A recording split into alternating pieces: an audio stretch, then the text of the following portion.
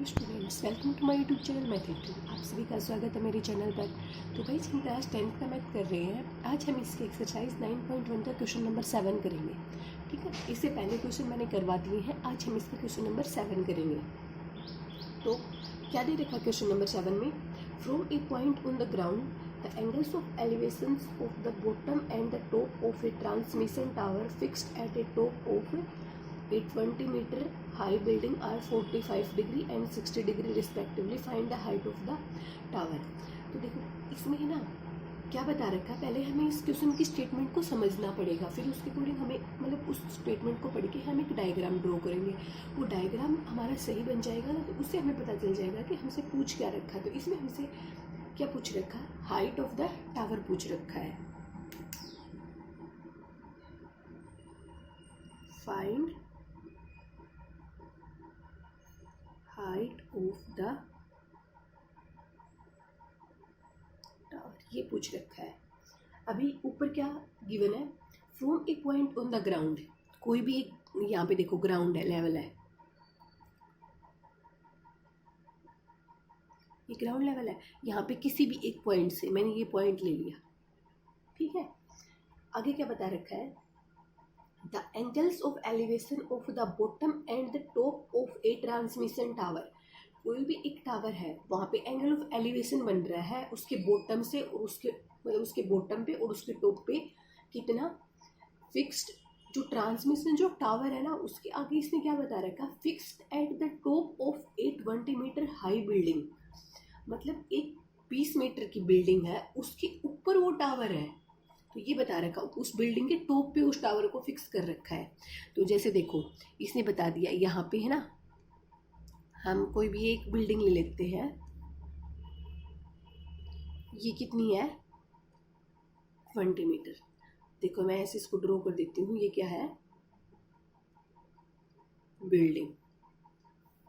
ठीक है, तो इस बिल्डिंग के ऊपर एक टावर है। ठीक है, तो इसको क्या नाम दे देती हूँ? ये है टावर। तो इसने क्या बता रखा है? एक टावर है, वो 20 मीटर ऊंची बिल्डिंग के ऊपर है। तो यहाँ से किसी एक पॉइंट से, ग्राउंड लेवल पे किसी एक पॉइंट से, जो इस टावर का बॉटम है और इसका टॉप है, उस पर एंगल बन रहा है कितना? 45 डिग्री का और 60 डिग्री का। तो इसने पहले बता रखा बॉटम, तो इस टावर का बॉटम क्या हुआ? ये। तो यहाँ पे ये एंगल बना रहा है कितना? 45 डिग्री। 45 डिग्री। और इस टावर के टॉप पे कितना बना रहा है? ये बना रहा है 60 डिग्री। ठीक है, यहाँ तक हो गया। अभी हमसे क्या पूछ रखा है?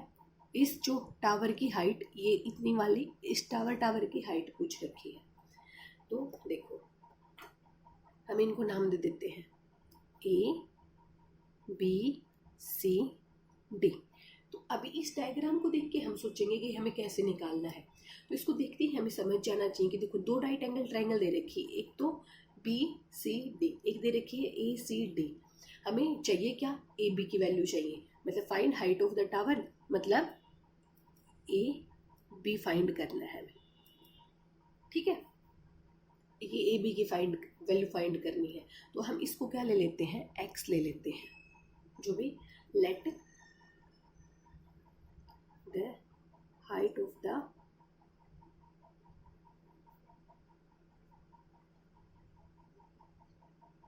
Tower is equals to x meter. ठीक है, तो मैंने हाइट, इसके टावर की हाइट ले ली एक्स मीटर। तो ये ए बी एक्स है, बी सी 20 मीटर है। तो यहाँ से ए सी क्या हो जाएगा?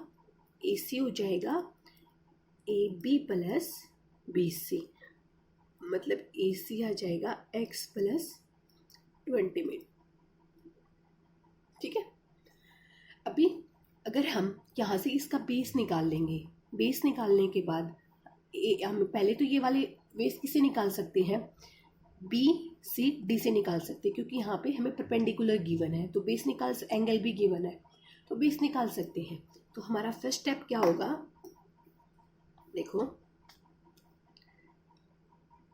इन ट्राइंगल बी सी डी, तो परपेंडिकुलर और बेस गिवन, परपेंडिकुलर गिवन है, बेस निकालना है, तो पी और बी में परपेंडिकुलर और बेस चाहिए, तो वो किस में हो सकता है, टेन में। तो टेन 45 डिग्री। टेन थीटा क्या होता है, टेन थीटा होता है परपेंडिकुलर अपॉन बेस।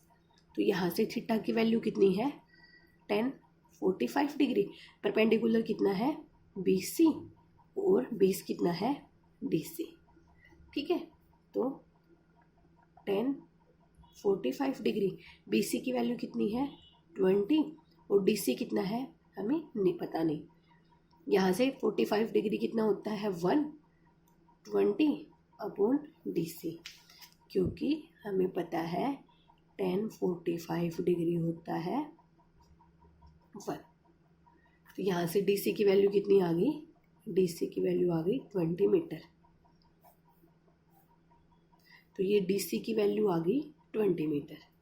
अभी देखो हमने B C D right angle triangle लेके डी सी की वैल्यू निकाल ली जो आ गई 20 मीटर। ए सी कंप्लीट कितना है 20 प्लस एक्स मीटर। तो अभी हम ए डी सी ट्राइंगल ले सकते हैं, वो ट्राइंगल लेके हम यहाँ से एक्स की वैल्यू निकल जाएगी। कैसे निकलेगी, देखो in triangle A C D, देखो ए सी डी ट्राइंगल में क्या हो जाएगा, परपेंडिकुलर है ए सी और बेस है डी सी। ये तो हमें पता है कि देखो ये 60 डिग्री का एंगल है,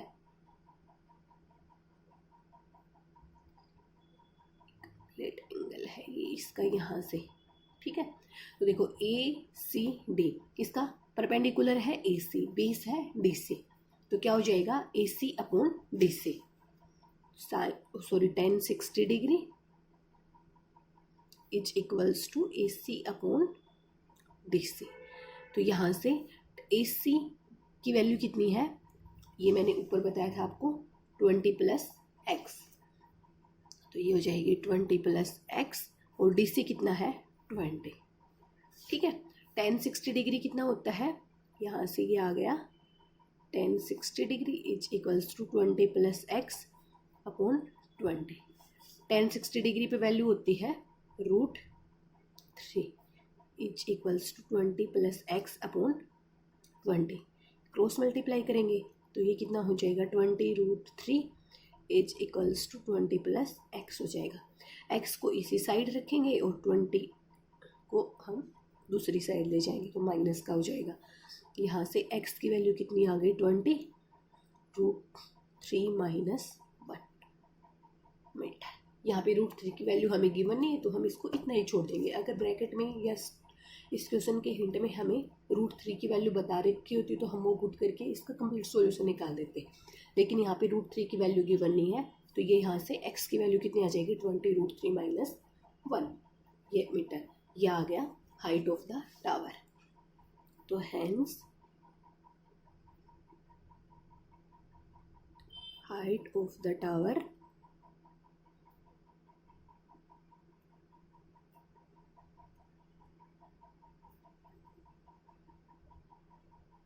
√3 माइनस 1 मीटर। ठीक है, तो ये हो गया क्वेश्चन नंबर 7 का सॉल्यूशन। अभी हम करते हैं इसका नेक्स्ट क्वेश्चन, क्वेश्चन नंबर 8।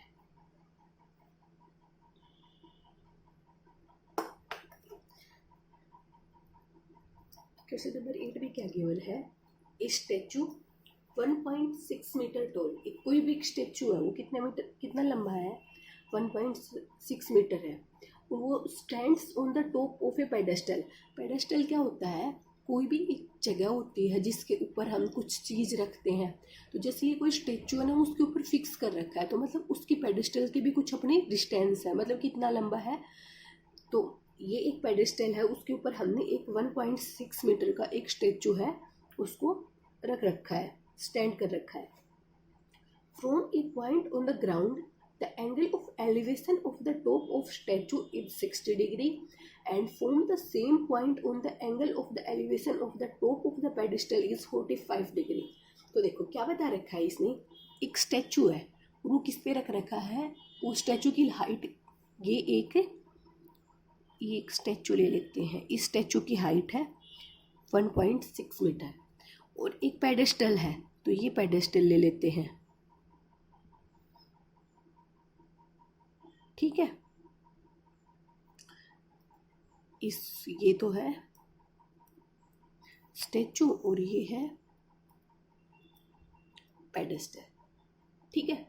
इसकी 1.6 मीटर और इसके आगे क्या बता रखा है इसने, from A point on the ground the angle of elevation. तो ये जो पेडेस्टल है ये ग्राउंड पे ही रखा होगा, तो इस ग्राउंड लेवल से क्या है, किसी भी ग्राउंड लेवल के एक पॉइंट से, यहाँ पे एक पॉइंट ले लेते हैं ground, the angle of elevation of the top of the statue is 60 degree. तो ये जो स्टैचू का टॉप है ना, यहाँ पे एंगल बना रहा है कितना, 60 डिग्री, ठीक है।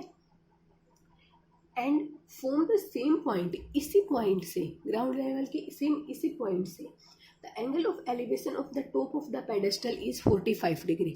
ये पेडेस्टल का टॉप यहाँ पे है, तो यहाँ पे ये एंगल कितना बनाएगा, ये बनाएगा 45 डिग्री। तो ये एंगल बना रहा है इसके स्टैचू के टॉप पे 60 डिग्री बना रहा है इसी पॉइंट से, और ये पेडेस्टल के टॉप पे बना रहा है 45 डिग्री। तो हमें फाइंड क्या करना है, फाइंड करनी है इस पेडेस्टल की हाइट, मतलब ये वाली चीज़ फाइंड करनी है हमें। तो ये सेम थोड़ा सा पीछे वाले क्वेश्चन की जैसे, उसमें टावर की हाइट पूछ रखी थी, नीचे बिल्डिंग की गिवन थी, यहाँ पे स्टैचू की गिवन है तो नीचे पेडेस्टल की पूछ रखी है। तो हम इसको नाम दे देते हैं ABCD। तो हमें फाइंड करना है, find height of the pedestal, ठीक है। हमें इसकी BC मतलब BC की हाइट फाइंड आउट करनी है। देखो उसके लिए हम क्या करेंगे, let height of the pedestal, मतलब BC की हाइट कितनी है, हम ले लेते हैं x मीटर। तो मैंने इसको मान लिया x मीटर। अगर मैंने BC को x मीटर मान लिया तो AB है 1.6 मीटर और BC है x मीटर। तो AC क्या हो जाएगा, AC हो जाएगा AB plus BC, AB plus BC। तो AC की वैल्यू कितनी आ गई, 1.6 प्लस x मीटर, ठीक है। अभी हमें क्या चाहिए, इसका बेस चाहिए, इसका बेस निकल के आएगा और x, तभी x की वैल्यू निकलेगी। तो हम सबसे पहले कौन सी वाली ट्रायंगल लेते हैं, ACD। हम इसके बेस हमें नहीं पता कितना है, तो BC निकालेंगे और परपेंडिकुलर गिवन है तो इसको देखते ही समझ जाएंगे कि हम 10 का यूज करेंगे। अगर परपेंडिकुलर गिवन है तो ये देखो वही चीज़ है PBPHHB। तो इस जो चैप्टर 9 में जितने भी क्वेश्चन है ना, हम सबसे पहले ही देखेंगे कि इनमें से है ना परपेंडिकुलर, बेस, हाइपोटेन्यूज कोई चीज़ गिवन है क्या, चाहे तो बेस, परपेंडिकुलर, हाइपोटेन्यूज कोई भी है। यहाँ पे परपेंडिकुलर, देखो यहाँ पे एंगल ये है तो उसके सामने वाला क्या होता है, परपेंडिकुलर होता है। तो इसमें क्या गिवन है, परपेंडिकुलर गिवन है। आगे हमने निकालना क्या है, बेस निकालना है। तो परपेंडिकुलर और बेस निकालना है तो ये 10 वाला यूज करेंगे। और अगर हाइपोटेन्यूज गिवन होता और परपेंडिकुलर पूछ रखा होता तो P और H साइन वाला करेंगे। B और H का होता, कहीं बेस गिवन होता, हाइपोटेन्यूज पूछ रखा, या हाइपोटेन्यूज गिवन होता, बेस पूछ रखा, तो क्या हो जाता, कोस वाला यूज करेंगे। अभी यहाँ से हम 10 का यूज करेंगे। तो सबसे पहले ट्राइंगल लेंगे हम ACD। इन ट्राइंगल ACD क्या हो जाएगा, tan theta is equals to perpendicular upon base. tan theta कितना है, 60 डिग्री, क्योंकि इससे कंप्लीट पे एंगल 60 डिग्री बन रहा है। और इसका परपेंडिकुलर कितना है, AC upon BC। tan 60 degree की वैल्यू कितनी होती है, √3। AC की कितनी है, AC देखो मैंने यहाँ से निकाला था 1.6 plus x, 1.6 plus x upon DC कितना है हमें नहीं पता। तो यहाँ से DC की वैल्यू कितनी आ जाएगी, 1.6 प्लस x अपॉन √3 मीटर। तो ये DC की वैल्यू आ गई इतनी। अभी हम इसको इतना ही छोड़ देते हैं। अभी ये हो गया। यहाँ से देखो DBC, तो अभी ये वाले ट्राइंगल लेके चलते हैं।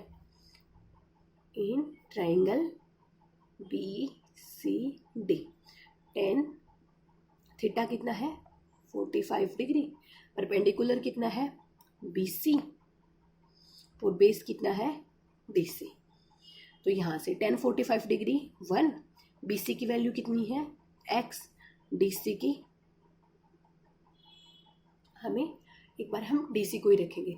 अगर यहाँ से हमारी ना ये सिर्फ x को हटा के वैल्यू आ जाती तो हम DC की रख लेते, या फिर देखो हम DC की वैल्यू रख भी लेंगे। यहाँ से क्या आ जाएगा 1 is equals to x upon DC कितना है 1.6 प्लस x अपॉन √3। ठीक है, क्या है DC की वैल्यू ये आई है, तो मैंने DC की वैल्यू पुट कर ली यहाँ पे।